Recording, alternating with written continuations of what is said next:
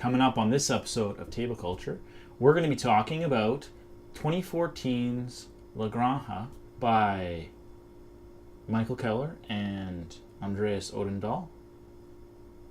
Yeah, it's going to be a good one. Check it out.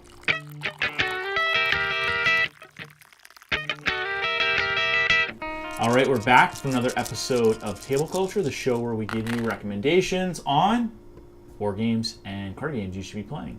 This is a 2014 board game. It's published by Stronghold Games, designed by Michael Keller and Andreas Odendahl.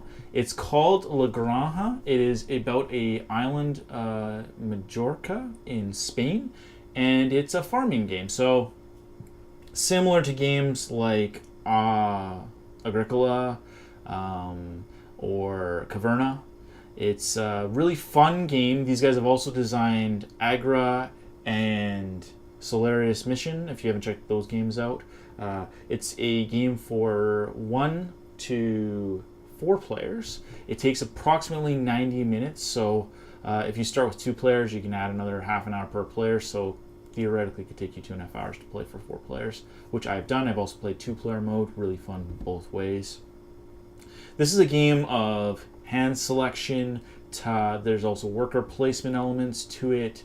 It has action selection, not hand selection. It has hand management, so you have cards. And what's really cool is that the cards that you actually pick up can be placed in a tableau, which I will show you really quickly if I can find it in the box.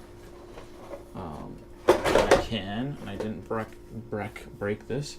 So you have a farm, and you're actually going to use the cards to either do one of 4 things.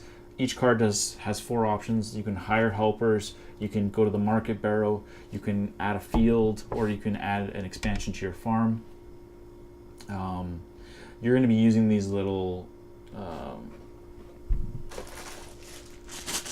octagon-shaped pieces for every type of placement you do, which is awesome because there's no confusion about like, oh, I use this meeple for this and use this meeple for that. It's all the same octagonal shape, so you can use it to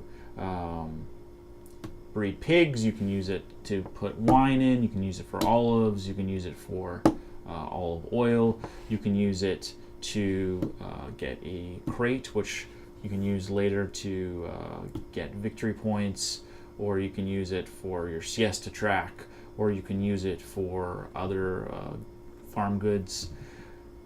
Play a card or grab a card. Anyway, I'm going into a little bit too much detail, but essentially what's awesome about this game is that there's so much versatility in your actions that just like most Euro games, you're not going to be directly competing with the other players in terms of combat, but you will be trying to get area control of the marketplace, and you'll be trying to be first in on certain placements. So essentially you're earning victory points throughout the game by placing all your goods into certain craft buildings in the main board, which I will quickly see if I can pull out and not make a giant mess.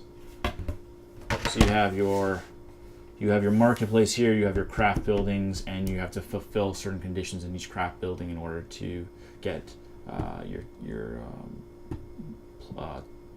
your space on there, and you get a victory point for that. And depending on what phase of the game you're in, there's 6 rounds. You get victory points depending on the round that we're in. So first round to complete craft building, you get 1 victory point. The 6th round, you would get 6. Another layer to the game is that certain buildings will be blocked off depending on how many number of players you're playing with, and you can also build up your roof of your farm, which will allow you to get other victory points. So you take a tile, you pay for it, you add it to your roof, you get an immediate resource, and then depending on what phase you're in, you get victory points. So you're collecting victory points, and you're trying to accumulate the resources you need to complete the craft buildings, and you're also trying to use coins to buy goods or sell goods, and you're also hoping to get area control of the marketplace, because if you place on the market after you complete a market barrel, you can edge out other players. So there's lots of details to the game, but ultimately what I enjoyed the most about it was that you have a lot of freedom within your turns in the farm phase, in the revenue phase, in the transportation phase where you're going around the board, and in your point scoring phase.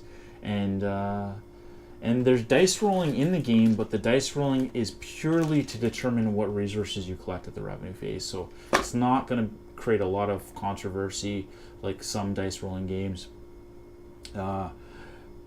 These two gentlemen also created another version of this game in 2016 called La Granja No Siesta, where it's primarily I should turn the board around. It's primarily the revenue phase, so you're just playing the revenue phase to collect victory points and do it more efficiently every round. So, like I said, this is a really fun game. I highly, highly recommend it. I wouldn't say it's more enjoyable than Agricola, which I really, really like, but it is definitely one of my favorite Euro-style games that I've played to date, and I've played quite a few at this point. So that said, if you liked the video, please give it a like. Please leave a comment if there's other Euro games that you think do a better job than La Granja, or if you love it as well, please let me know, because I love hearing your feedback. I also would really appreciate if you subscribe to the channel, hit the bell for notifications. You get tons more reviews of different types. Got lots more board game reviews coming through the pipe. We're going to even start doing crosstalk episodes on board games, so that'll be exciting. And this has been Table Culture. Thanks for watching, and I hope you get this to the table.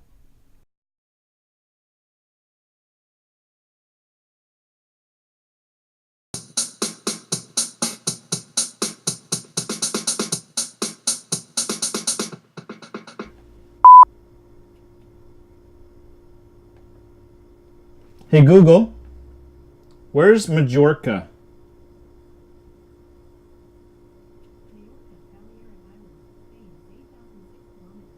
Spain. It's in Spain. I wasn't sure.